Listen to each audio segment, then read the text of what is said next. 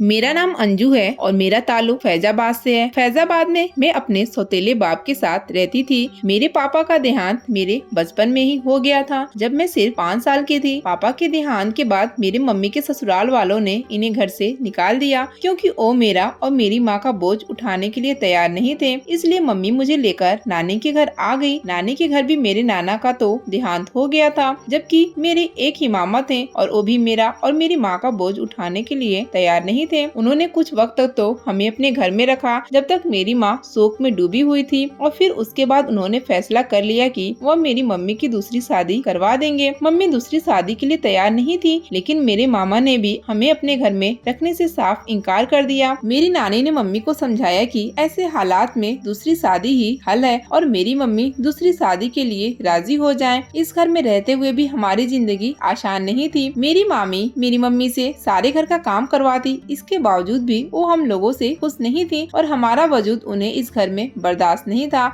उन्होंने मेरी नानी पर जोर डालना शुरू कर दिया कि वो मेरी मम्मी को दूसरी शादी पर राजी करें। अगर वो राजी नहीं होती तो हम माँ बेटी को घर से निकाल दें, क्योंकि वो दो लोगों का बोझ नहीं उठा सकते हैं। आखिरकार माँ को यह फैसला लेना ही पड़ा, क्योंकि इसके अलावा और कोई हल नहीं था। मेरी मम्मी के पास कुछ नहीं था, न तो कोई घर था जहाँ पर हम लोग रहने लगते और न ही कोई कमाने वाला था। इसलिए उन्होंने हालात से तंग आकर दूसरी शादी के लिए हाँ कर दी। दूसरी शादी जिस वक्त हुई थी, इस वक्त कुछ वक्त के लिए तो मैं अपने नानी के पास ही रही, लेकिन फिर जैसे मेरी मम्मी इस घर में रहने लगी और जैसे तैसे करके उन्होंने अपने दूसरे पति को राजी किया कि वो मुझे भी कबूल कर लें। जाने उसके दिमाग में कौन सी बात आई थी कि उसने मेरी माँ की बात मान ली और मेरी माँ को इजाजत दे दी कि वो मुझे भी अपने साथ वहाँ ले जाए। मैं बहुत खुश थी कि आज के बाद से मैं अपनी मम्मी के पास होंगी, क्योंकि मम्मी के बगैर इस घर में कोई भी मुझे खाना तक नहीं देता था। मामी भी मुझसे सारा घर का काम करवाती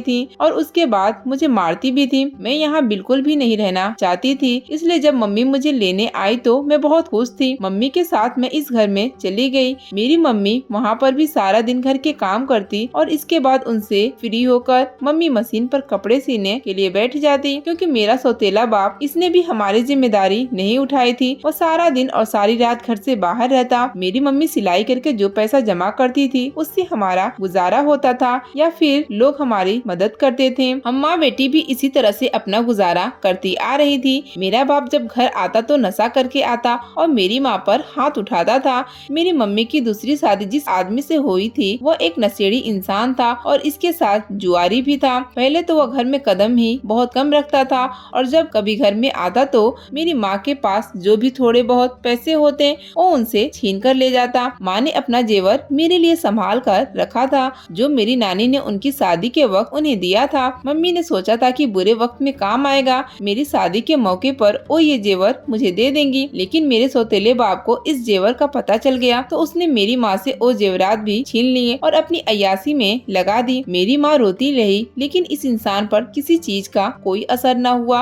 और इसी दौरान मेरी मम्मी जब उन्हें जेवर देने के लिए तैयार नहीं थी तो उन्होंने बहुत बेरहमी से मेरी माँ पर हाथ उठाया और उन्हें मारा पीटा भी था, जिसकी वजह से मम्मी बीमार रहने लगी थी। उन्होंने मुझे सिलाई सिखा दी थी और अब सारे मोहल्ले के कपड़े मैं सिलाई करती थी। मम्मी का ख्याल भी रखती और उन्हें डॉक्टर के पास भी लेकर जाती, लेकिन मम्मी ने इस बात को जैसे अपने दिल पर ले लिया था। हर वक्त उन्हें यही गम रहता था कि जिस जेवर को अब तक संभाल कर रखती आई थी, इतने सालों तक उन्होंने संभाला था, आज वो भी उनके हाथ से चला गया। अब उनके हाथ में कुछ नहीं है, वो अपनी बेटी के लिए कुछ नहीं कर पाएंगे। मगर मैं उन्हें यही समझाती थी, फिक्र करने की जरूरत नहीं है, जो मेरे नसीब में होगा वो मुझे मिल जाएगा। मम्मी इस तरह से परेशान न हुआ करे, लेकिन मम्मी हर वक्त इसी तरह से सोचती रहती और हर वक्त रोती रहती थी। इसी दुख ने मेरी माँ को जीने न दिया और मेरी मम्मी का देहांत हो गया। मम्मी के देहांत के बाद तो मैं पूरी तरह घर पर अकेली हो गई थी। पापा घर पर मौजूद ही नहीं होते थे और अगर होते भी तो मैं इनसे दूर ही रहती थी, क्योंकि जब से मेरी माँ की शादी हुई थी और वो इस घर में आई थी, मुझे भी अपने साथ घर में ले आई थी और उन्हें इस बात का अंदाजा हुआ था कि इनका पति किस किस्म का इंसान है, तो वो मुझे उनसे दूरी रखती। जैसे ही वो घर में कदम रखते तो मम्मी मुझे कमरे में भेज देती। अभी मैं खाना बनाकर रख देती थी और खामोशी से अपने कमरे में चली जाती। मम्मी के चले जाने के बाद मेरे सौतेले बाप का रवैया अचानक से मेरे साथ ठीक हो गया। मैंने सोच लिया था कि मुझे इस घर में नहीं रहना, मैं अपने मामा के घर चली जाऊंगी, क्योंकि वो आदमी मेरा सगा बाप नहीं था। इस तरह से मेरा इस घर में रहना ठीक नहीं। जब तक मेरी माँ जिंदा थी तो बात कुछ और थी, लेकिन मम्मी के बाद मेरे सौतेले बाप ने मुझसे मोहब्बत जतानी शुरू कर दी, जिसमें वो कामयाब भी हो गया था और मैंने इस पर भरोसा करके शादी के लिए हाँ भी कर दी। लेकिन हकीकत में वो मेरी शादी नहीं करा रहा था, बल्कि उसने पैसों के लालच में मुझे बेच दिया था, और वो भी एक जुआरी के हाथों में। ये खबर मेरे लिए किसी भी सदमा से कम नहीं थी।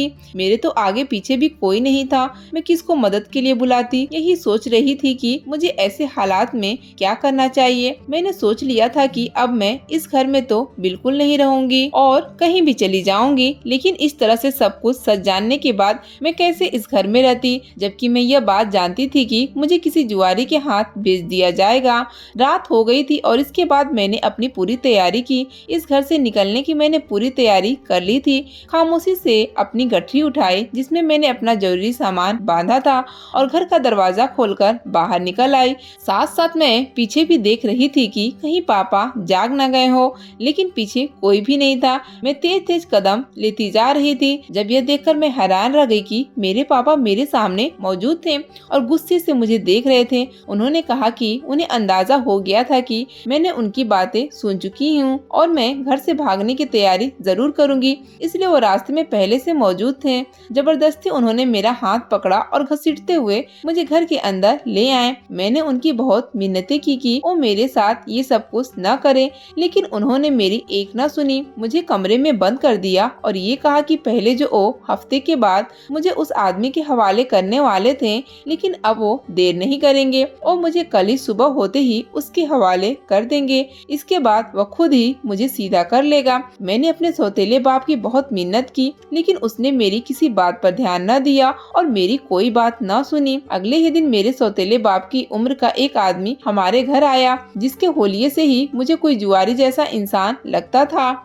मेरे पापा के हाथ में एक बड़ा सा पैकेट पकड़ाया जिसमें काफी सारे नोट थे और इसके बाद उसने मेरे पापा से ये कहा कि अब वो मुझे उसके हवाले कर दे। इसलिए मेरे बाप ने मुझे उस आदमी के हवाले कर दिया और वो मुझे अपने साथ घर ले आया। इस जुआरी ने मुझसे शादी कर लिया, जबकि वह उम्र में मुझसे बहुत बड़ा था। मैंने भी शादी कर लेना बेहतर समझा। वैसे भी तो मेरे पापा ने इसके हाथों मुझे बेच दिया था।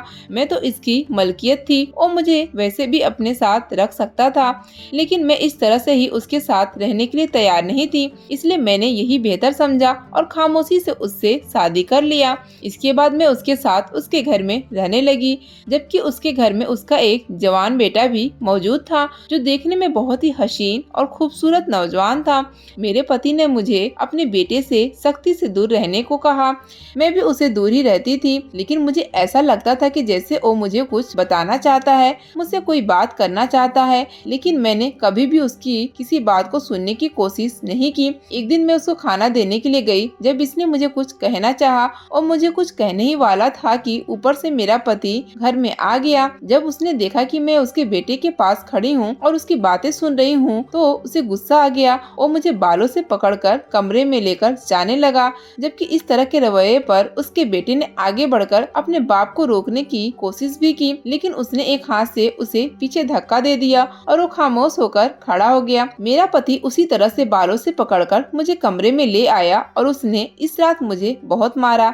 जगह जगह जख्मों के निशान थे और उसने मुझसे ये कहा कि अगर आज के बाद उसने मुझे अपने बेटे के आसपास भी देखा तो वो मुझे जिंदा इस कमरे में दफन कर देगा। मैं उसकी बातों से बहुत ज्यादा डर गई थी। मुझे मारकर वो कमरे से बाहर निकल गया, जबकि मैं पूरी रात कमरे में बैठकर रोती रही और अपने जख्मों पर मरहम लगाती रही। इस दिन के बाद से मेरे दिल में डर बैठ गया और मैंने कभी भी उसके बेटे के सामने न जाती। खाना बनाकर रख देती तो वो खुद ही खा लेता। मैंने कभी भी गलती से भी उसके सामने जाने की हिम्मत नहीं की थी, क्योंकि मैं जानती थी कि मेरा पति किसी भी वक्त अचानक घर आ जाएगा और अगर उसने मुझे दोबारा से अपने बेटे के साथ देख लिया तो वो मुझे अब की बार वाकई मुझे जान से मार देगा। जबकि उसका बेटा लगातार इसी कोशिश में रहता था। मुझे अंदाजा हो गया था कि वो मुझे कुछ बताना चाहता है, मगर मैं अपने पति के डर की वजह से उसकी कोई बात नहीं सुनती हूँ। वो मुझे यही कहता है कि मैं एक मर्तबा उसकी बात सुन लूँ, लेकिन मैं उसे यह कह देती कि मुझे इसकी कोई बात नहीं सुननी और आज के बाद वो मुझे कुछ न कहे और मुझसे दूर रहे। जब भी वो मुझे कुछ बताने की कोशिश करता तो मैं अपने पति के डर की वजह से उसकी बात सुने बगैर ही अपने कमरे में जाकर बंद हो जाती और कमरे का दरवाजा ना खोलती।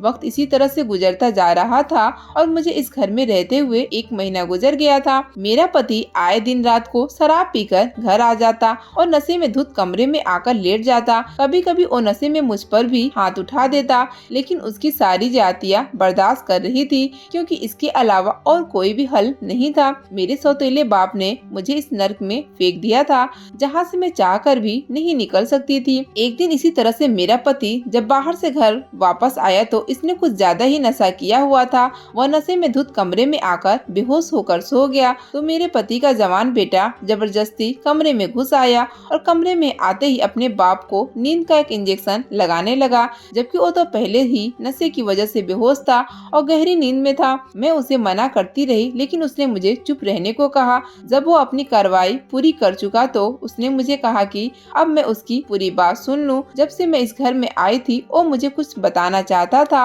और आज वो मुझे सब कुछ बताकर ही रहेगा। इसमें मेरी ही भलाई थी। उसने कमरे का दरवाजा बंद किया और मुझे कमरे से बाहर ले आया। तब इसने मुझे अपने बाप की असलियत बताना शुरू किया। उसने कहा कि उसके बाप के पास इतना पैसा ऐसे जमा नहीं हुआ। उसका बाप कारोबार करता है और वह एक बहुत बड़ा जुआरी है। यह लोगों के साथ जुआ खेलता है और ऐसे में उनके साथ धोखे से बेईमानी के साथ जी जाता है और बदले में ढेरों पैसे मांगता है। जिन लोगों के पास पैसे होते हैं तो इसे पैसे दे देते हैं, लेकिन जिनके पास पैसे नहीं होते इनसे फिर इनकी कोई न कोई कीमती चीज मांग लेता है और अगर कुछ भी न हो तो इस तरह से उसकी बीवी या उसकी बेटी से शादी करके उसे घर ले आता है। कुछ दिनों तक उसे घर में रखता है और इसके बाद उसे आगे बेच देता है। और जैसा कि मैं दिखने में खूबसूरत थी तो इसने कहा कि इसका बाप मेरे साथ भी बहुत जल्द यही करने वाला है, क्योंकि मेरा सौतेला बाप भी एक जुआरी और नशेड़ी आदमी था। मेरे पति इसे अच्छी तरह से जानता था। यह भी जानता था कि उसकी सौतेली बेटी है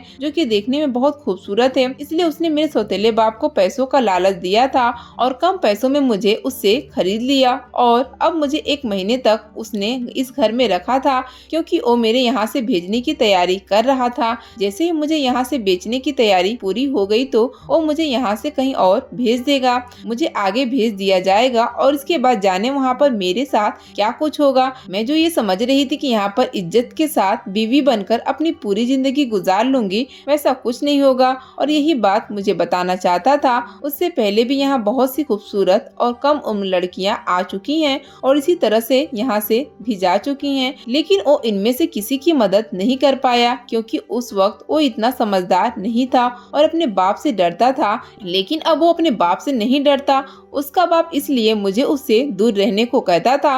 वो जानता था कि कहीं वो मुझे सब कुछ बता ना दे। वो मेरी मदद करना चाहता था, मुझे यहाँ से भेजना चाहता था इससे पहले कि उसका बाप मुझे कहीं और भेज देता। वो चाहता था कि मैं यहाँ से दूर चली जाऊँ और मेरी जिंदगी बर्बाद होने से बच जाए, लेकिन मैंने कभी इसकी बात कहने का मौका ही नहीं दिया। यह बात तो मैं अच्छी तरह से जानती थी कि मेरा पति एक अच्छा इंसान नहीं था। जिसने पैसे देकर मेरे बाप से मुझे खरीदा था वो इंसान कैसे अच्छा हो सकता है। और अब जबकि उसके बेटे ने मुझे उसकी सारी हकीकत बता दी थी तो मुझे डर लगने लगा था कि आगे मेरे साथ क्या होगा। जब उस लड़के ने कहा कि मुझे घबराने की या परेशान होने की जरूरत नहीं है, वो हर मामले में मेरा साथ देगा। जाने क्यों इसका दिल करता है कि वो मेरी मदद करे और वो मेरी मदद जरूर करेगा। मुझे इस कैदखाने से निकाल देगा। मुझे सिर्फ इस पर भरोसा करना है और वही करना है जैसा वो मुझे करने के लिए कहे, क्योंकि जब से मैं इस घर में आई थी तो मेरे पति ने सभी कुछ मेरे हवाले कर दिया था। जितने भी पैसे वो बाहर से लेकर आता था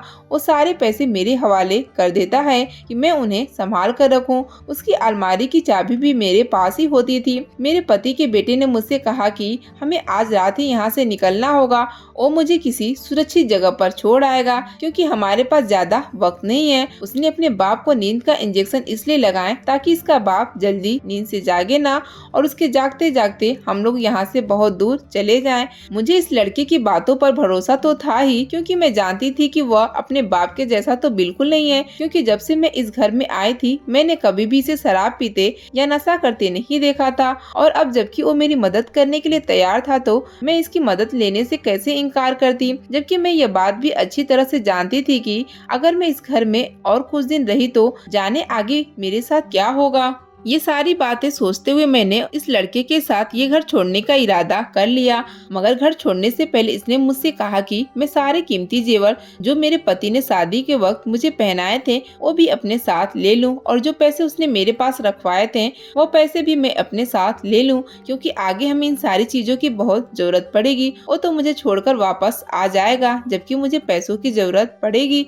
इसलिए मैं अपनी सहूलियत के लिए वो सारी चीजें अपने साथ ले लूं। मगर मैंने इनकार कर दिया कि मुझे इस इंसान का कुछ नहीं चाहिए। तो उस लड़के ने मुझे समझाया कि आगे जिंदगी मुझे मुश्किलात का सामना होगा, क्योंकि बाहर की जिंदगी इतनी आसान नहीं होती जितनी हम सोच लेते हैं। रहने के लिए घर की जरूरत होगी और खाने पीने के लिए पैसे चाहिए होंगे। ऐसे में वो पैसे मेरे काम आएंगी, और जहाँ तक बात उसके बाप की है तो वो वापस आकर अपने बाप को संभाल लेगा। मुझे इसकी फिक्र करने की कोई जरूरत नहीं है, तुम अपने बारे में सोचो। इसके कहने पर मैंने जेवर और पैसे ले ली और इसी को पकड़ा दी कि जब हम मंजिल पर पहुंच जाएंगे तो वो मुझे दे देगा। मैं अपने पति के बेटे के साथ घर से भाग आई और हम लोग एक गाड़ी में बैठे थे। मुझे नहीं मालूम था कि हम यहाँ से कहाँ जा रहे हैं, लेकिन इस लड़के ने मुझे ये कहा कि हम इस शहर से किसी दूसरे शहर जा रहे हैं। उसका बाप कभी हमें तलाश ना कर सके। मुझे डर भी लग रहा था, लेकिन कम से कम इस घर में रहने से तो यह बेहतर ही था कि मैं किसी और महफूज मुकाम पर पहुँच जाती। पूरी रात इसी तरह से सफर में गुजरी थी। जब सुबह हम लोग अपनी मंजिल पर पहुँच गए। सलीमपुर से हम लोग भागलपुर आ गए थे। इस लड़के ने मुझे कहा कि यहाँ पर उसके कुछ जानने वाले रहते हैं और मुझे उनके घर छोड़ देता है, और इसके बाद मैं जब तक यहाँ चाहूँ उनके घर में रहूँ। इसके बाद मैं अपने बारे में जो भी बेहतर सोचूं वो कर सकती हूँ। वो मुझे यहाँ पर छोड़कर चला जाएगा, यहाँ पर मैं सुरक्षित रहूंगी।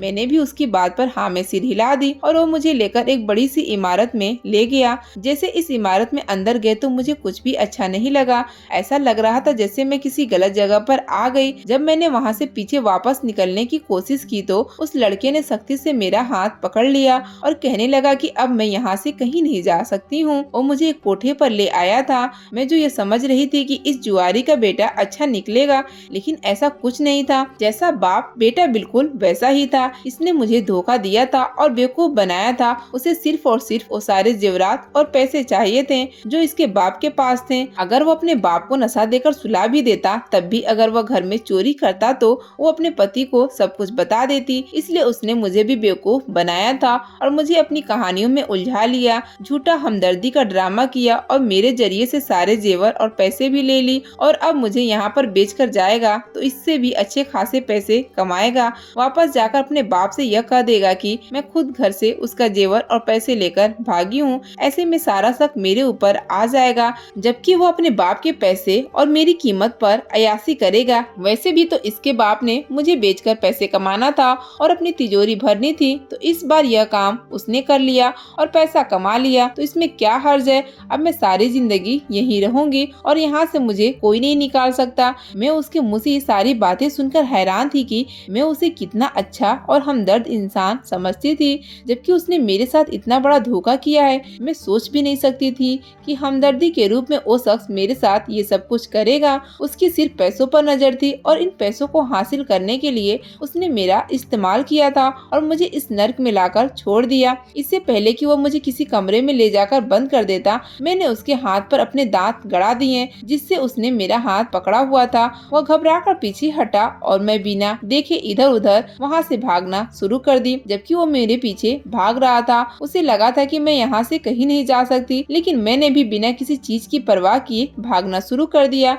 इस इमारत में से बाहर निकल आए, जबकि वो मुझे आवाज दे रहा था कि मैं यहाँ से बचकर नहीं जा सकती। मैं यहाँ से कितनी भी दूर चली जाऊँ, लेकिन उसकी पहुँच से दूर नहीं जा सकती। मैं भागती जा रही थी बिना गाड़ियों की परवाह किए। जब रोड पर पहुँची तो एक गाड़ी से बुरी तरीके से टकराई और वहीं गिर गई। इसके बाद मुझे कुछ याद नहीं कि मेरे साथ क्या हुआ। जब मैंने आंखें खोली तो मैं अस्पताल के कमरे में मौजूद थी और मेरे सर पर पट्टी लगी हुई थी। अचानक से मुझे खौफ ने आ घेरा कि कहीं एक्सीडेंट के बाद वो लड़का तो मुझे अस्पताल अस्पताल लेकर नहीं आया और मुझे लेकर आया है तो मुझे जिंदा नहीं रहना। इससे अच्छा था कि मैं मर जाती, कम से कम ऐसी जगह पर जाने से तो बच जाती। मैं फौरन से उठी थी ताकि यहाँ से भाग सकती, लेकिन मेरे अंदर इतनी हिम्मत नहीं थी कि मैं कहीं जा सकती। अचानक से किसी ने आकर मुझे पकड़ लिया था और मुझे गिरने से बचा ली। जब मैंने देखा तो सामने एक खूबसूरत नौजवान मौजूद था जिसे आज से पहले मैंने कभी नहीं देखा। वो अनजान शख्स कौन था, यह चेहरा मैं पहली बार अपनी जिंदगी में देख रही थी। जब उस शख्स ने मुझे बताया कि मुझे फिक्र करने की जरूरत नहीं है, वो एक पुलिस अफसर है, मैं उसकी गाड़ी से टकरा गई थी, जख्मी हो गई थी, इसलिए मुझे अस्पताल लेकर आया है। उसकी यह बात सुनकर मुझे हिम्मत मिली थी। मैंने सारी हकीकत उसे खुलकर बता दी कि किस तरह से मेरे सौतेले बाप ने मुझे बेच दिया और इसके बाद उस शख्स के बेटे ने मेरे साथ धोखा किया, मुझे यहाँ ले आया और अब वो मुझे आगे बेचना चाहता है। रोने लग गई थी और इसके आगे हाथ जोड़ने लगी कि वो मेरी मदद करे और मुझे इन लोगों से बचा ले। वह ये सारी बातें सुनकर हैरान था। इसने कहा कि शक तो इसे पहले ही था कि मेरे साथ कुछ न कुछ तो बुरा हुआ है, इसलिए वो अब तक यहीं मौजूद था ताकि मेरे होश में आने पर वो मुझसे सब कुछ पूछ सके। इसने मुझे हिम्मत दी कि मुझे डरने या घबराने की जरूरत नहीं है, अब मैं सुरक्षित जगह पर पहुंच गई हूं और मुझे कोई नुकसान नहीं पहुंचा सकता। 2 दिन इसी तरह से मैं अस्पताल में रही थी और इसके बाद वो मुझे अपने घर ले आया। मैंने उसे अपने सौतेले बाप और अपने पति के बारे में सब कुछ बता दिया था। इसके घर में नौकरों के और इसके अलावा और कोई भी नहीं था। मैं एक कमरे में अपना सारा वक्त गुजारती थी और नौकरानी मेरे काम वगैरह कर देती थी। मुझे इस घर में रहते हुए 15 दिन गुजर गए थे और मैं अब बिल्कुल ठीक थी। मेरे जख्म भर चुके थे। जब एक दिन इस अफसर ने आकर मुझे बताया कि मेरे पति को गिरफ्तार कर लिया गया है और इसके साथ ही इसके बेटे को भी। वो दोनों बाप बेटा बहुत बड़े जुआरी थे और लड़कियों को आगे बेचने का कारोबार करते थे। इसके साथ ही मेरे सौतेले बाप को भी पकड़ लिया गया क्योंकि मेरा बाप भी इन सब कामों में शामिल था। मैंने अपने पति से तलाक ले ली, लेकिन अभी तक मैं इसी घर में मौजूद थी क्योंकि मेरे पास और कोई ठिकाना नहीं था। जबकि इस शख्स ने भी मुझे यहाँ से जाने का नहीं कहा था, जिसने मेरी मदद की थी। वक्त इसी तरह से गुजरता गया और अब मैंने यहाँ से जाने का फैसला किया। मुझे मालूम नहीं था कि मैं कहाँ जाऊंगी, लेकिन अब मैं ज्यादा दिन इस शख्स के घर में इस तरह से नहीं रह सकती। पहले यहाँ रहना मेरी मजबूरी थी, लेकिन अब जबकि सब कुछ ठीक हो गया था, मुझे अपने लिए कुछ करना था। जब मैंने यहाँ से जाने का जिक्र किया तो इसने मुझे जाने से रोक दिया। वह जानता था कि मेरा कोई भी अपना नहीं है और न ही मैं इस शहर में किसी को जानती हूँ। इस शख्स ने मुझे शादी के लिए कहा। इसने कहा कि जब मैं उसे पहली बार मिली थी उसी वक्त मैं उसे अच्छी लगी थी, इसलिए वो मुझे अस्पताल पहुँचाकर वापस नहीं आया था, बल्कि वही मेरे साथ मौजूद था। वो बस हालात के बेहतर होने का इंतजार कर रहा था और अब जबकि सब कुछ ठीक हो गया तो वो मुझसे शादी करना चाहता है। मुझे समझ नहीं आ रहा था कि मैं क्या करूं। मैं शायद इस शख्स के काबिल नहीं, लेकिन वो मुझसे मोहब्बत करता था, इसलिए मैंने शादी के लिए हाँ कर दी। हमारी शादी हो गई थी और अब मैं अपनी जिंदगी में अपने पति के साथ हंसी खुशी जिंदगी गुजार रही। वो मेरा बहुत ख्याल रखता था, इसके साथ मेरी हिफाजत करना भी जानता था। मेरी जिंदगी में मुश्किलात आई थी, लेकिन वो खत्म हो गई थी। अगर जिंदगी में कुछ बुरा होता है तो इसका मतलब यह नहीं होता कि अच्छे दिन कभी नहीं आएंगे। अच्छे दिन भी आते हैं, लेकिन उनके लिए हमें इंतजार और सब्र करना पड़ता है। अगर आपको हमारी कहानी पसंद आ रही है तो वीडियो को लाइक कीजिए और ऐसी ही अच्छी कहानियाँ सुनने के लिए चैनल को सब्सक्राइब